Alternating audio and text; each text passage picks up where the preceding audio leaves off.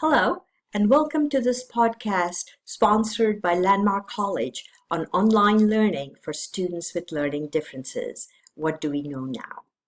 I'm Dr. Banerjee, LD Ambassador at Large for Landmark College, and I have over 35 years of experience working with populations who learn differently, primarily at the post-secondary level, but also transitioning from school to college.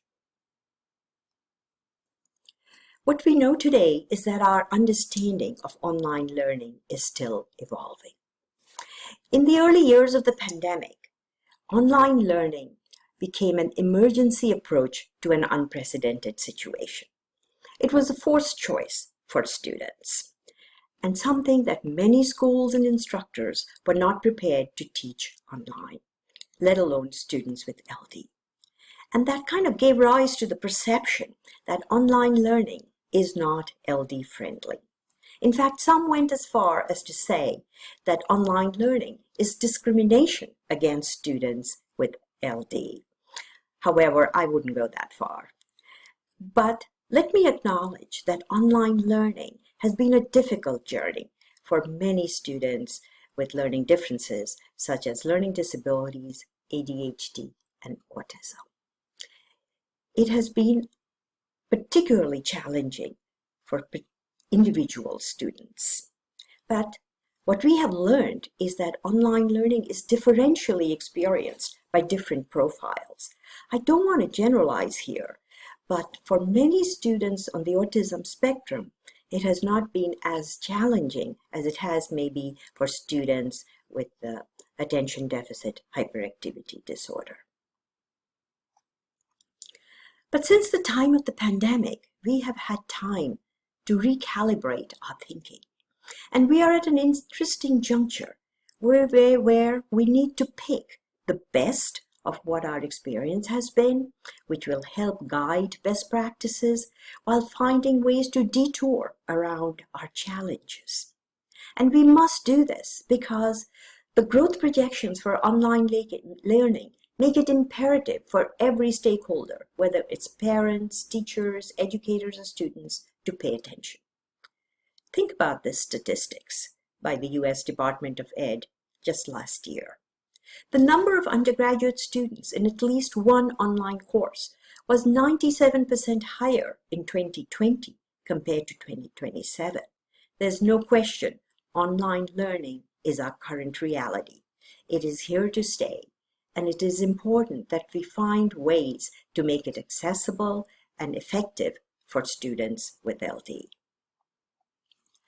But before we go any further, let's kind of delve a little bit into the research in the past on online learning, as well as what we know currently. We know that online learning retention was low. Somewhere between 40 to 80% of students would drop out of online classes. That's quite a range, and much of it had to do with inaccessible design.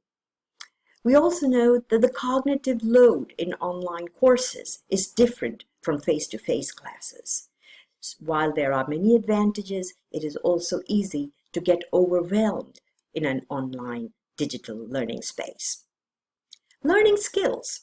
The skill set for online learning is different from those required in a traditional face-to-face class, and students have to understand concepts such as course navigation, online engagement, and the instructional design of the course. In the past, interaction between instructor and student and peer-to-peer was limited. What we are finding now is that there are ways to circumvent this instructor-student, student-to-student interaction and make it much more of a robust engagement platform. So to sum it up, inaccessible course design was one of the biggest contributors of student drop-off and challenges for students with LD.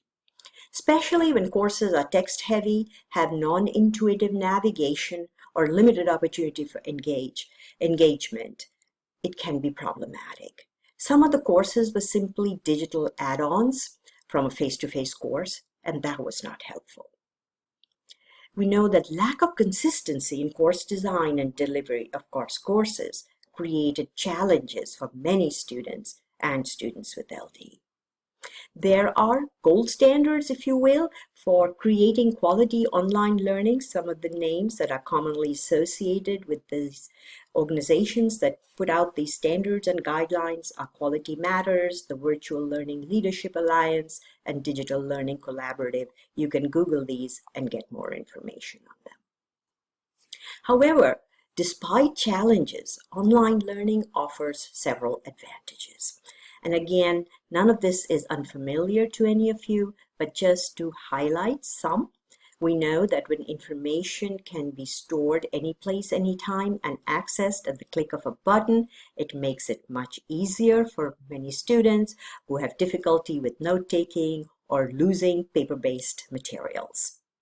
Information can also be accessed in different forms and formats because of built-in accessibility tools within online learning, such as text-to-speech or speech-to-text, or text that can be displayed differently through enlargement, annotation, or color coding.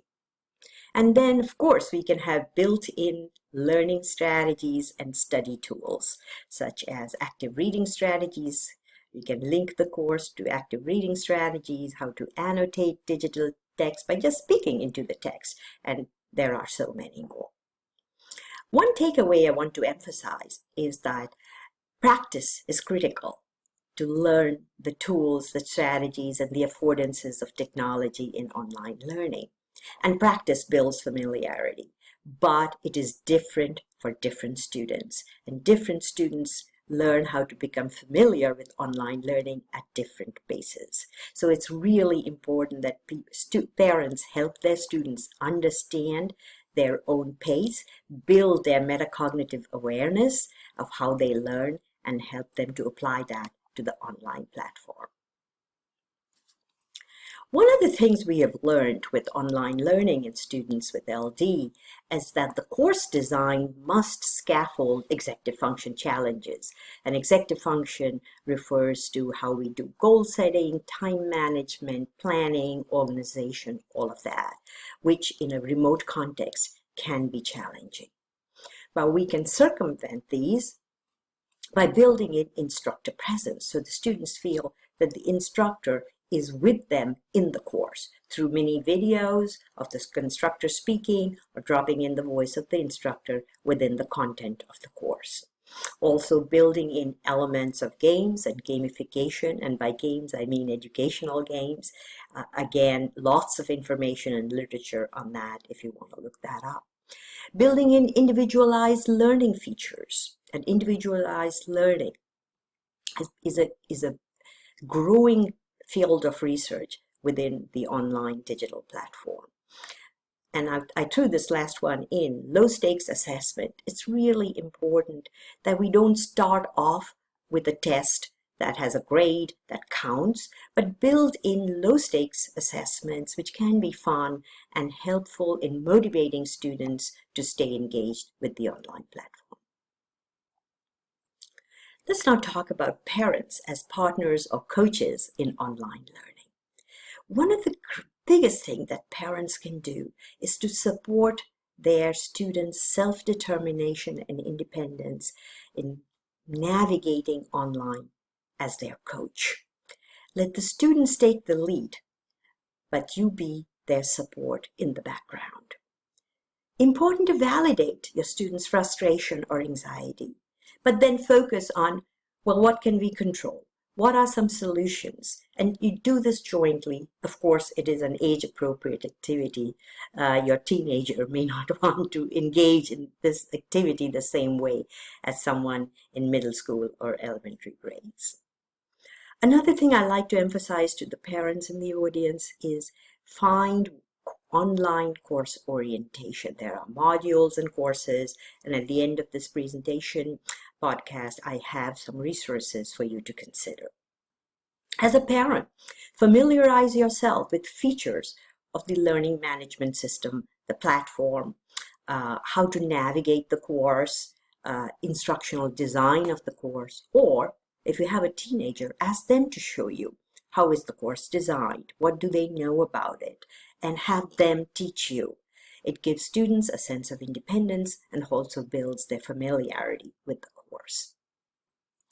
A few practical tips for parents. Discuss with your students how the course is organized. What is the overall structure? Where is the syllabus housed? Where are the assignments and homework? And how do you post them to the site?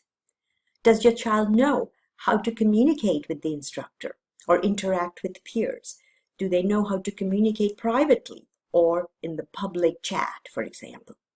And help your student build self-advocacy, self-help skills by modeling it. Model how you are navigating your way in online learning, and that can help your child do the same. So a few concluding thoughts. It is projected that by 2025, 36.2 million Americans will be working remotely. That is a significant number. Another takeaway from research is that 83% of students who struggled with online courses during the pandemic said they were able to overcome their challenges because of instructor support and resources that were offered during transition to online learning. Very hopeful sign. The bottom line is online learning is no longer a choice, but a necessity. And becoming facile with online is important for all students. It is not something we can avoid, but especially so for students with learning differences.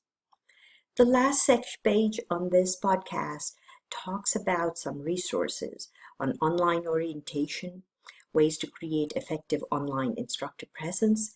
And the third bullet is particularly interesting because College Board, which administers the SAT, the PSAT, and AP exams, is going fully digital starting in the fall next year.